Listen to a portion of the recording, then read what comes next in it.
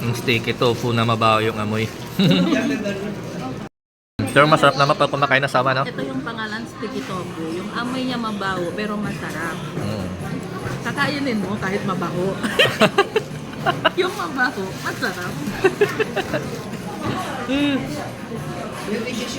Mas okay pa.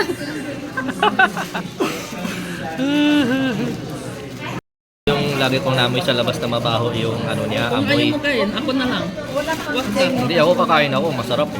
Kakala ko ayaw mo. Pwede pa hingi ako. Ako na lang. Hingi ako.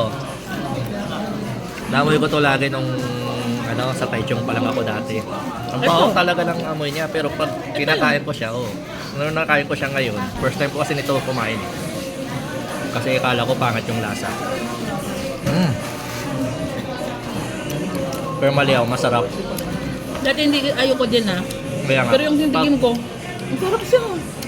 pag yung unang amoy mo lang yung pangit, di ba?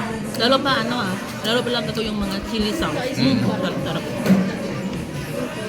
Pero, pag nakain ko siya ngayon, mali nakain ko, masarap.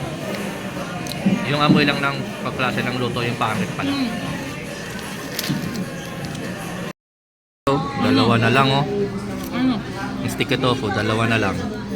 Sarap pala. Chicken to ha, hindi pa ako ha. Sabi mo ayaw mo yung baho ha. Sarap pala. Ngayon may bago na akong ano, may bago na akong favorite.